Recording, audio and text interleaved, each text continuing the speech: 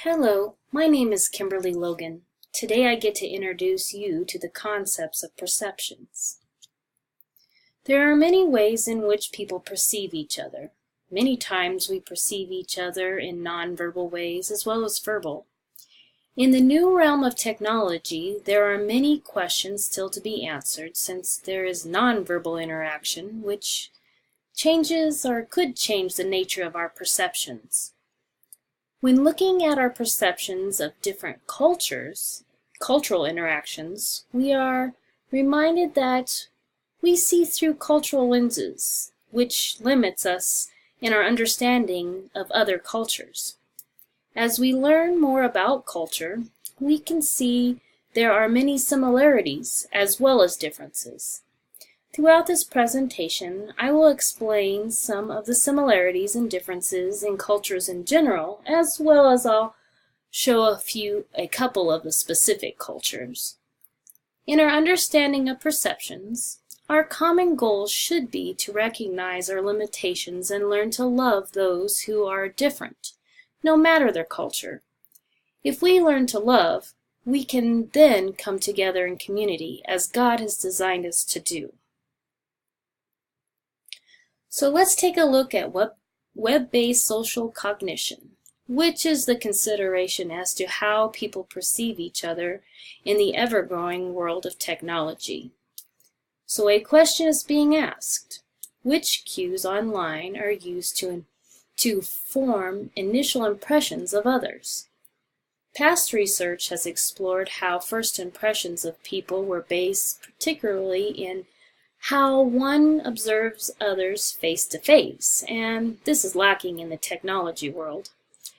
It is found that there are some consistencies between face-to-face and web-based impressions.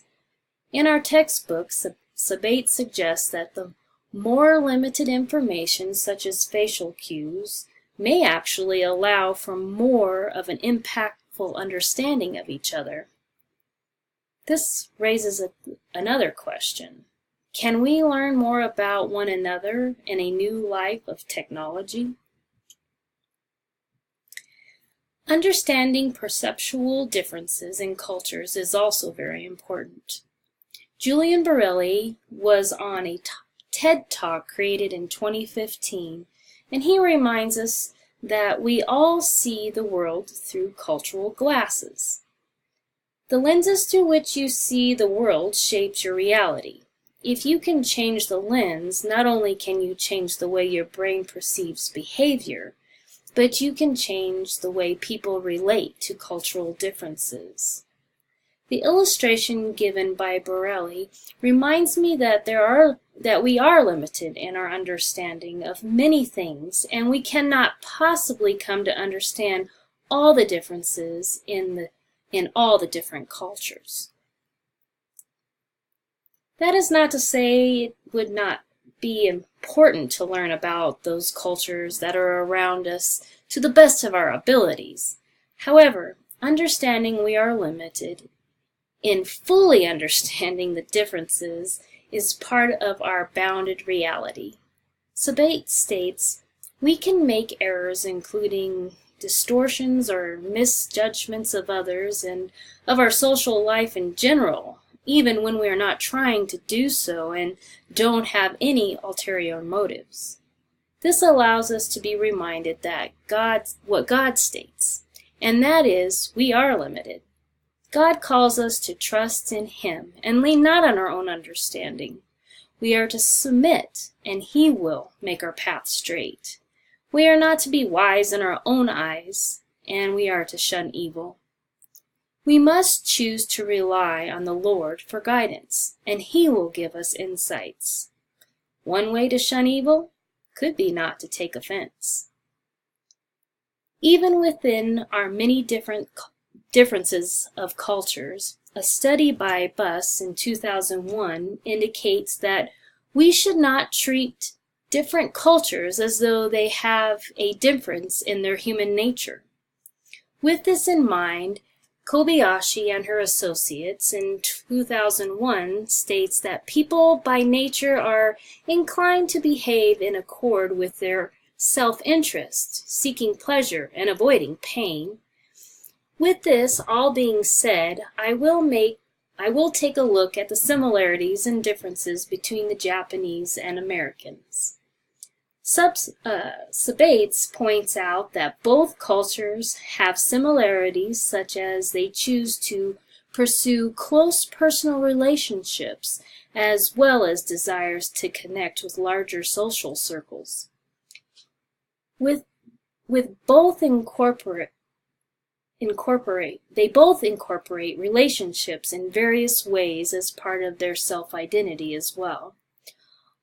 Sabates also indicates that both cultures desire to present themselves in the best positive light possible within their culture's expectations. Even though there are many similarities between the Japanese and the Americans, there are many differences as well, which Sabates points out.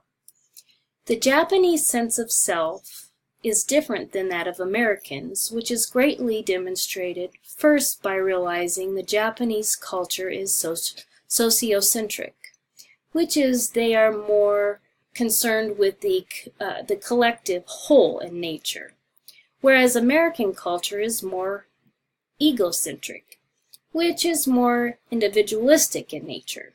Sabates indicates that these cultural differences impact how each group is perceived and perceives. Since Japanese are more sociocentric, we can observe that their demeanor in society does not reflect as those of Americans. They have more concern with what the world around them thinks of them. The Japanese view emotional expressions, trait dispositions, and status characteristics differently than that of Americans. Because we, as Americans, tend to display a higher intensity of emotion and use facial expressions to display a lot of what we feel, our cultural lens could determine those with neutral expressions as harsh, uncaring, or even potentially just not interested. We find that the Japanese do not actually show a lot of emotion in their culture. So this is one of the misconceptions we can have. This misconception of emotions can go both ways, as the Japanese could potentially misinterpret what we are feeling as well. In my research, I will say I was not surprised at what I discovered. All that I have seen from the Japanese, that is in my limited encounters here in the United States, is they do not seem to display a lot of emotion.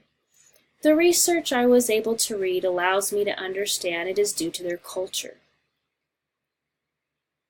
I see that we are children of God. We are very similar. Our desires to be included and looked upon favorably is very evident. Our main focus when interacting with other cultures is to display love and kindness the best way we know how and allow God to defend our intentions of being His light.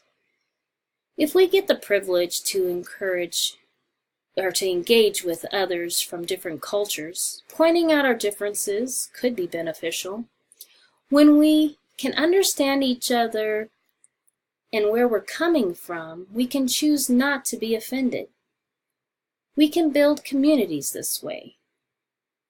This can also incorporate those interactions that are not face-to-face.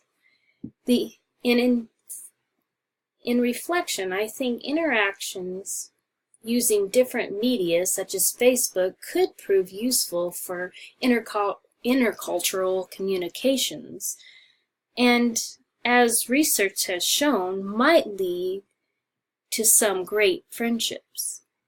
I leave you with this, a call from God, that we are to live in the fruit of the Spirit and be kind and compassionate to one another, We should forgive as God forgives us.